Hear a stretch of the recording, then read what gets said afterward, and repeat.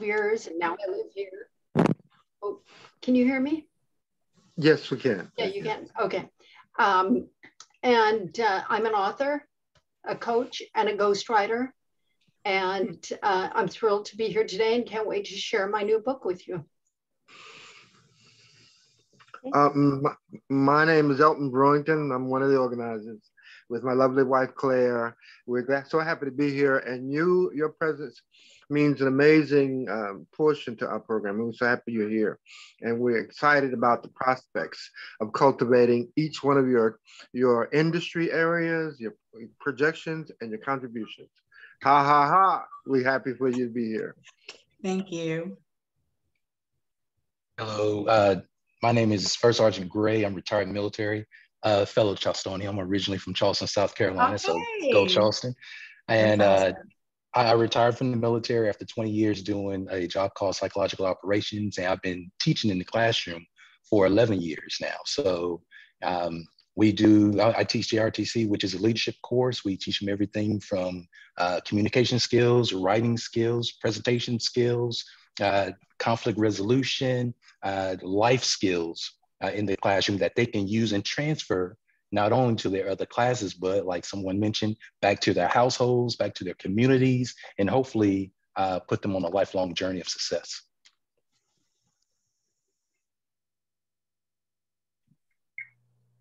Is Donna? And First Sergeant, I can testify to the fact that your students are very well behaved and great to meet, because they came to one of our events in person, and it was a pleasure and honor to be among them. They were a tribute to your hard work with them. So I'm Donna Four. I'm a retired military officer, and I didn't know that First Sergeant Gray had been in PSYOPs, because I was in intelligence, and we used and relied upon PSYOPs quite a bit in our military operations. So thank you for your service, and also thank you to Reginald for his service. We've got at least 3 veterans in the room. If there's more, please let me know, but at least 3 of us are veterans. Unlike the other 2 guys, I was in the Air Force, aim high. I was actually stationed in Goldsboro, as well as over at Pope Air Force Base, which supports Fort Bragg. So I have a lot of ties to North Carolina. My late husband was from Smithfield, which, probably some of you guys know where it's a place where all the outlet malls are, I understand. They weren't there when I first went through Smithfield. So apparently it's changed a lot since I was in North Carolina, but love being here. I'm retired from the military. I'm a survivor of 9/11. If that helps your efforts, Andrea, in any way with your classes, I'm happy to support it in some way. If you can make some connection there, if I can help you out with a firsthand account. And then since I retired, I was a defense contractor for a while, which was very interesting. And then I got the itch to do something else. I was approached by New York Life, which was a life insurance company that's the oldest life insurance company in America. I have since left them and now work for Mutual of Omaha, another company that's been around over 100 years. I'm proud of what I do. A lot of people are concerned about life insurance and financial plans. They're not sure of what they have. They're not sure they have enough, or they think it's too expensive. So I try and break it down and make it easy for them and find ways to fit within their budget and get them the kind of protection they need for their families, for their business, and for other things in life that are important to them. And approach their retirement feeling confident they've got enough money to get through retirement, because a lot of us do worry about that. So anyway, it's great to be here. God bless, and looking forward to hearing from everybody else.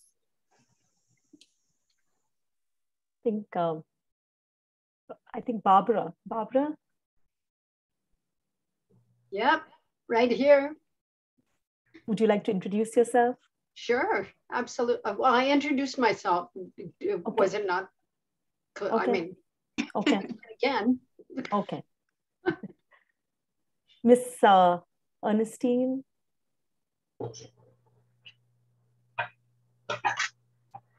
I'm a community service worker. At this time, I am a retired educator. I worked for the state of North Carolina. And I'm very interested in Brightside, because I'm able to pass on to people in the community information that they need to help their children. Thank you so much, Ms. Ernestine. And Anne, Miss Anne? Yes, I'm Ann Fennell, retired educator, and I'm just trying to find my way. I'm searching for something. I haven't quite found it yet, but I'm searching, and I'm delighted to be here. Thank you so much. Okay, well, our next speaker is Sharon Linen, Fordham, and she has written a delightful series of books for children on various socially relevant topics. Sharon, over to you. Yes, hello, yes. Hey. First, hi. This is my first Zoom meeting, my real first Zoom meeting, so I am so grateful to be here. And I want to thank you. Happy Zoom, man. Glad to have you. Thank you. I want to thank you for allowing me to share this platform to let you know a little bit about myself and what it is that I do and my motivation behind what I do. Like I said before, I'm from Charleston, South Carolina, and I am an author. I began writing children's books in 2013 and have since created a 5-book series, which primarily focuses on mental well-being and social development. The inspiration behind each of my topics in my books, they all stem from my own personal experiences as a child, and also experiences or issues or things that I've witnessed throughout my adult years. So with the commencement of the school year approaching us, and amid the events and issues and social things that are going on, like the pandemic, the mass shootings, things like bullying, I believe this is the perfect time to introduce the Addie B 123 book collection series to children, to parents, to teachers, to librarians, or anyone who feels compelled or compassionate enough to protect the mental health and social development of our children. So what I'm going to do, because those things do affect, those things that I listed previously, they do affect our children in such a negative way, whether we realize it or not. And small kids, young kids may not be able to express why they're feeling what they're feeling, but they tend to act out outwardly their frustrations as to what's happening in society. So what I will do is I will make an attempt to share my screen without cutting everyone off. So cross your fingers. Uh-oh, where do I go? Where do I go? Let me go back to my site. Hold on, I hope I didn't lose everyone. No, you haven't. We're still here. Okay. I see the arrow that says share, but the You're screen doing fine. You're doing fine. Yeah. I see the arrow. Okay, there's my site, and now I will hit share. Okay. Okay. Yay! Good job. Yay! Thank you. Of course, this is my homepage, and when you get here, you will see right here will be a small introduction as to what Addie B 123, what it is all about. And I'm going to go quickly as I can here to the books that we have in our collection. And what I will do is give a brief overview of each book. And if you have any questions, of course, in the end, or if you feel as though you need to interject, I will be more than happy to accommodate that too. So these are my books, and the topics that my books address are friendship and teamwork, low self-esteem and self-confidence issues, bullying, of course. We address in these books body safety and protection, and also work life and family life balance. So what we're gonna do here, go to my About Us page. Uh-oh, come on. And on this page, of course, there's just a little bit more about me. Right here, a little more information about me, the author. But where we really want to get to is the meat and potatoes here of our books. and then I will briefly go through each one of our books. This book, My Place in the Sky, this book addresses friendship and teamwork. And it is a beautiful little story about a little star who came down from the heavens upon a wish of a child, but lost her way. And Addie, who's the main character in the story, along with her friends, they team together to help the little star, her name is Morgana, find her way back home before she fades away forever. Because when she came down upon the wish of the child, she began losing her little powers. And if she did not return to her place in the sky by noon, then she would lose all of her abilities to hover, and she would fade away from forever, and so will her home. But the meat and potatoes in this story is it teaches children how to work together as a team to help a friend in need, and to understand that if they come together, that if you team up together, there's nothing that you can't accomplish. When you come to the site, there are little snippets of audio samples through the books. This book is in both interactive ebook form and in print form.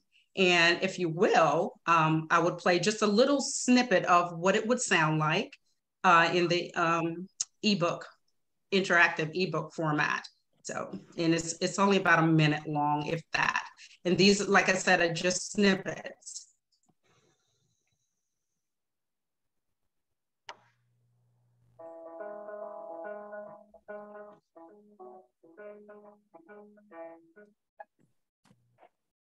Dorothy and her friends tiptoed over to the huge tree where the small light was. They moved closer and closer and closer until they reached the tree. "Who's there?" asked Addie. The light slowly dimmed, and out from behind the tree came a small, frightened voice. Suddenly, the ground began to shake, and Morgana began to illuminate with the brightest light ever. They could not believe their eyes as the portal began to rise. My new words. Exhausted. This means to be very, very tired. The children were very tired after having so much fun.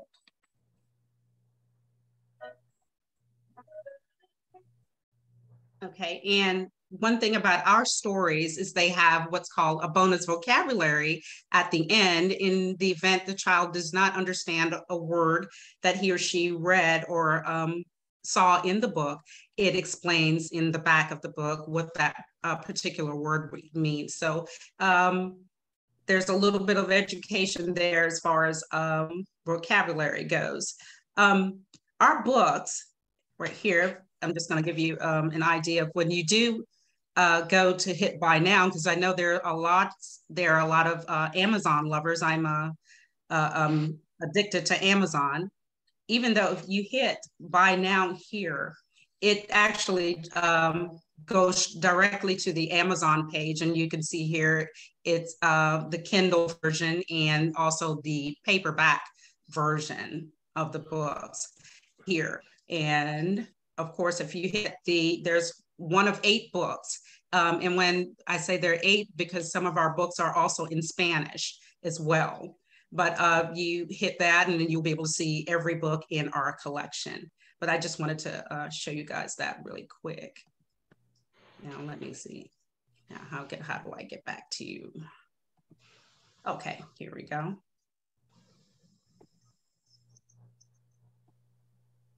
And that's My Place in the Sky. Our other book, in ABC Inspiration, that book addresses low self-esteem and self-confidence issues. We use letters. The children not only learn the alphabet, but through each letter, there are words of encouragement, hope, motivation, and inspiration.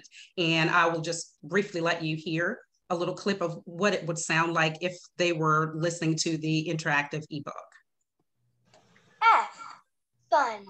Your life is meant to be fun. filled with love and laughter.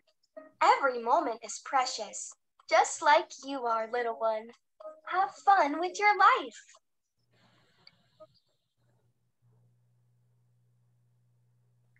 L. Love. Love is the most beautiful word in the world. And you know what? You are loved by so many people. Your family and friends care so much about you. Your life will be amazing because love will carry you all the way through it.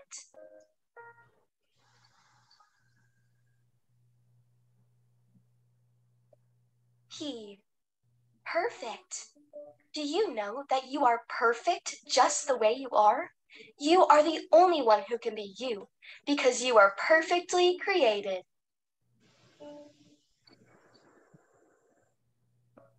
T. Think. You were born to think. Before you could do anything else, you could think. You knew how to think before you could walk, talk, run, or even play. So, to become great in life, you must think great thoughts.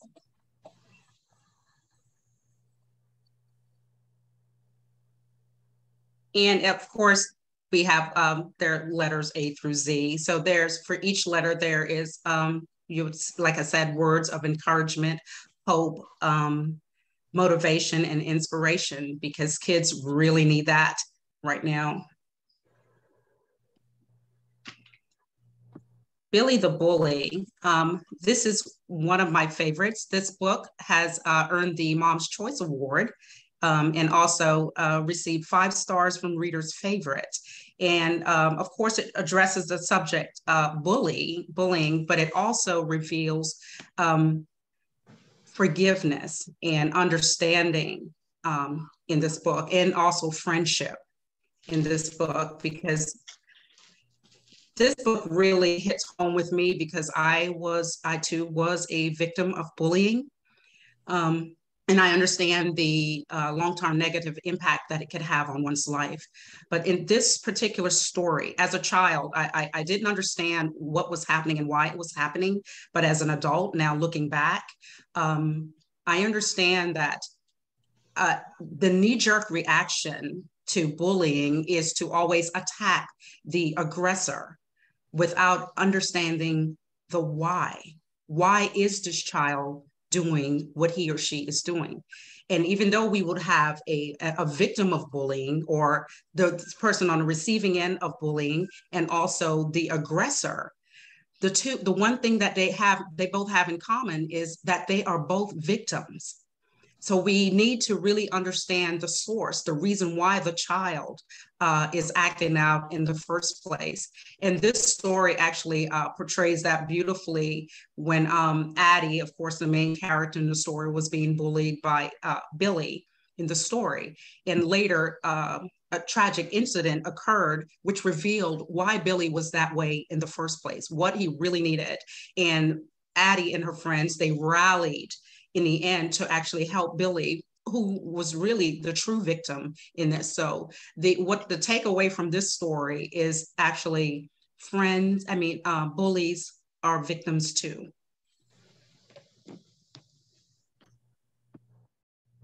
Okay. Teach Me, Safe Touch, Don't Touch. This book was inspired by something that I witnessed personally. I witnessed an adult male behaving inappropriately to a little girl who's probably about 7 or 8. And it really, that one really touched me. I felt helpless and hopeless. And the only way that I knew to help is to write about it, or to help, or to create something that will help children understand the appropriate and inappropriate ways of being touched by a predator. This book was gently designed and created, and with innocent pictures. This book is meant to be read by a responsible adult to the child. Even though the child can look at this book and see what's going on, see what's displayed there, it really needs to be explained to the child by a responsible adult. This is a very, very sensitive subject, but this is very, very needed material right here. I get a little choked up when I talk about this one, so forgive me too. This book is only in currently in ebook format, and I will actually let you hear a little snippet of what it would be, what it sounds like. This is my body. Could you help me understand more about my body and how to keep it safe? I am just a child, and you must protect me. My neck. This is a safe touch. Could you explain a little more to me? My chest. Please do not touch me there. This is wrong, and I will tell. My private area. Please do not touch me there. This is wrong, and I will tell. I am just a child, and you must protect me.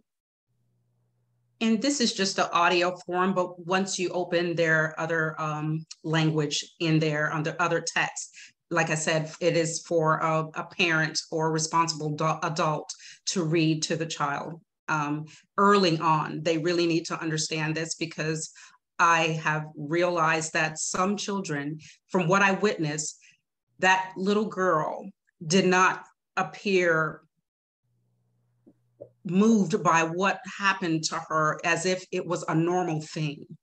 And a lot of children, many children they're introduced to this type of behavior before they can even think or speak. So they think it's normal, but it's not normal. And we have to do something about that. So this is what Teach Me Safe Touch, Don't Touch can accomplish. This book is also in Spanish. Let me go to that one, the Spanish one. And I don't know if anyone speaks Spanish here, but this is just a sample of.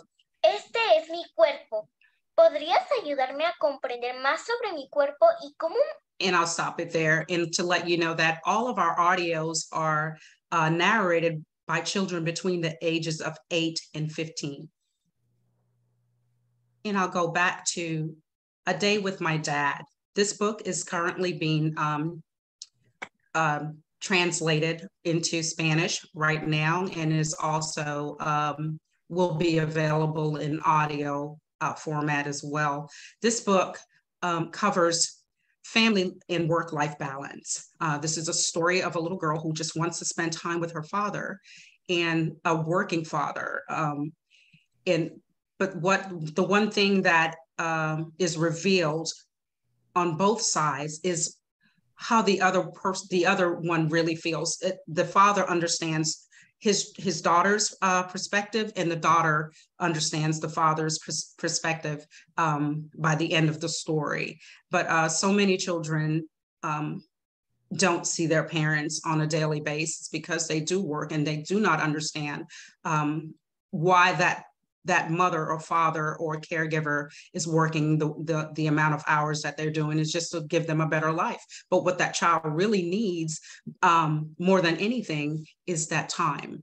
And this book really showcases that. Mm-hmm. Mm-hmm. I have a question. Yes.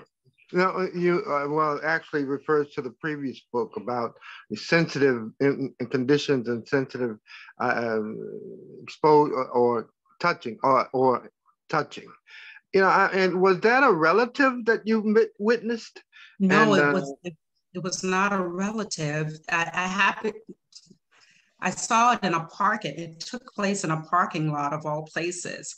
My daughter and I pulled up the shopping center, and the car was in front of us. And there was an adult male and a child there in a car. And I would rather speak about it off camera. I got you. I understand. You know, understand. but yeah. I only bring it up because in this environment, I'd like for us to play a more active role in, you know, what needs to be done and what role that we as people should and must take involved in situations like that, because no one, or no boy, man, woman, boy, or child should feel threatened in that kind of environment. But as you put it in the book, everybody does need to know. They need to know, and and the only person in that case sounded like the person who was committing the offense knew it wasn't wrong. The little girl did. Yeah. So I thought that I wanted to recognize that as an important moment, for us to protect each other. We have to protect each other. It's a very important position to be able to do that. So thank you too for bringing that up and putting it in. Thank you for the question. Thank you for the question. Hope I didn't interrupt too much of your presentation, but no, you did not. I'm actually. Okay. You did not, and I appreciate the question. I was actually nearing the end of my presentation because those were the 5 books that I referred to, addressing the topics. Are there any more questions or? Sharon, what I don't have a question, started Sharon, on this but I do follow up on what Elton said. Sorry, Donna. I just applaud you for what you're doing. You're talking about tough topics. You're talking about things that people feel uncomfortable talking about. It's scary. It's just uncomfortable. And you tackled it in a very beneficial way that a parent can sit down with a child, have the child read through the book and explain, hey, here's what you need to know about someone not touching you appropriately. And here's what you need to know about bullying. And these are hard topics. I applaud what you're doing. Thank you. It's definitely needed. And if you can just tell us how we can help you, how we can get the word out about your books, how to promote what you're doing, because this group has a lot of connections. So let us know how to help you, because I think this needs to get out into the greater world. I really do. Yes. Even as a resource of what you're providing, I'd like it for, if it could, that there'd be a side support bar and for our community. And I just have to bring this up because this is a social setting, but it has a particular agenda, and those kind of things. I worked at a school once, and I mean, to this day, I'm bothered by it. And I was going into the school. I was in the front, and there was a young lady and her daughter behind me. So I opened the door and let them go in first. And the mother, it was a mother and daughter relationship, and the mother was talking so harshly to the little girl, and it was as if she was a boy, and she was trying to get the little girl to man up. And she talked to her like, my goodness. I mean, I don't even think I talked to my son that way. But, she was really, and so I didn't know what to do. And I can usually talk to anybody about everything. But in this case, I was dumbfounded. I mean, that it was the girl's mother. And, and how do I approach that in a sensitive and very respectful way, but let her know you can't talk to the little girl like that. I mean, so I don't know. I mean, I only bring this up because it is the adult's role to toughen up, and if we can, and to do what we can while we can. And that's what I bring it up because I'd like our group to have some kind of support in that regard. So this is appropriate that way. Thank you. Yes, I will include the website and my Facebook link, my contact information in the chat box as well. But I really do appreciate that. We really need to do whatever we can to protect our little ones because they are our future, And like I said, I am the grandmother of 5, and they're 8 and younger, well, 9, she just turned 9 and younger, and 4 girls, 4 of them are girls and one's a boy, but they're precious. They're the most precious things to me. And I can't imagine something like that occurring to either one of them. We have to see other people's children as our own. Yeah. Every child belongs to us. Right. I agree. Okay. Wow. Didn't mean to get so deep on that. Go ahead. What are your comments, Ramona? Well, I just wanted to ask Sharon, what got you started on this compelling journey? Like I said, all of my books are inspired by my own personal experiences as a child, you know, things that I have witnessed, things that I've actually gone through myself, like the bullying and the low self-esteem and being picked on in school. So many different things, having a father that was not there, you know, which is my inspiration for A Day with My Dad. I did not have that coming up. You know, so I want to be able to help children that may be experiencing the things that I experienced, because those things go a long way. They follow you all the way through adulthood. They don't, you don't outgrow them. They're always in the back of your mind, and they literally affect every decision that you make as an adult. Those things are still, each one of us, we are still children. We are still that same little boy, that same little girl. We're just, our bodies grew, that's all. We got a little wiser, but those things are still there. You know, we just learn to cope with them better because we are adults, but children are not able to do that. They're not able to make sense of what's actually happening to them. So it is our responsibility. And like I said, every child is my child. Have you been able to promote these books in libraries during story time?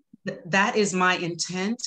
I'm just getting off of the ground, and that's why I appreciate this opportunity so much, because I do believe my books, I believe in every last one of them. I may not have explained them the way that I practiced, you know, because of nerves, but they are really very, very compelling. And I want it to be in the hands of every household, every school. So I do intend to reach out further. I just, you know, need the help. That's all. Because what good is it to have a great product if no one knows about it? Mm-hmm. Well, just to tell you, because of Andrea, she has a question. I want to hear from her. Mm-hmm. Yeah, well, I was just kind of following on the line of what several people were saying. As I was listening to you, one of the things that seemed like it's present in all of your stories is, even though the stories are meant for children, there's important lessons in there for the adults too. Like with the bullying, the adult really needs to be the one that gets to the heart of why the bully is bullying, right? Absolutely. And so I was thinking, if there was like a one pager, or how to talk to your children about, or food for thought for the adults who are reading the stories, you know, there, you seem to have those embedded lessons. Like, I mean, I agree. It's awful when you don't know what, you saw something and you know what, you know, he should say something, but you have no idea what to say or how to say it, you know. And I think that if your books are as nuanced as they seem in your presentation, having that extra step, you know, when you're going into the schools or talking to the counselors about, you know, these resources, even just helping the adults figure out how to be adults. You know, sometimes we don't know what to say because nobody ever said those things to us, or we never saw it that way when we were growing up. If the bully would be the one that was in trouble, kind of thing. Right. And so without that modeling, you know, we grew up to be the way that we saw others behave for the most part, right? And so it offers an opportunity for the adults to also learn new approaches or new strategies that are maybe more effective. Yes, that is definitely the intent. That is exactly what I want to see happen. I'd like to see all Sharon, all step outside of our space. Step outside of your space in a bolder, more courageous and outstanding way. And because you're adding such value, Andrea, we'll write better. And then in these environments, we'll learn to speak better and more. Yeah. And then we'll also find out our true effort and intent with some confidence and grace in those things. That's what my prayer is. So I'm encouraged and motivated by it. I heard somebody else commenting, and then we probably have to move on, but go ahead. Well, I want to make a quick suggestion. So if you want to get as much knowledge out there about what you're doing, I would suggest you do this. You know, you can visit every library in Wayne County if you want to. Is that where you live, Wayne County? No, I'm in Charleston, South Carolina. South Carolina. I'm sorry, Charleston. Okay. You could visit every library in Charleston, right? But here's where you might make more bang for your buck. Okay. Okay. Go to a couple of places. Go to the county school board, right? Get on the calendar of the county administrator. You know, go to all these people with some power and influence countywide. Tell them what you're doing, and then they'll get you into the schools and into the libraries. And which, like, don't run around all over town, you know, at every library. Go to the people that are responsible for the libraries, and you'll get more traction. Another thing you could do is, Charleston's such a big city. Well, it just makes sense, you know. And I used to be on the board of supervisors in my county, so I know if you go to the top, sometimes you'll get more traction, you know. Yes. And you can't start with just your local rep. You could start with whoever your local representative is. Go to their office. It'll be easy to get on their calendar because most of them are running for office, and they'll talk to anybody that's got a voter. The other thing you can do is, Charleston's so big, it's bound to have a very potent, thriving Chamber of Commerce or Business Alliance or Minority Business Alliance or, you know, some kind of business alliance, right? You can usually join those things for not too much money. And they're always looking for speakers. You could make a presentation about what you're doing, and you meet a lot of people in one place. Another thing you should look at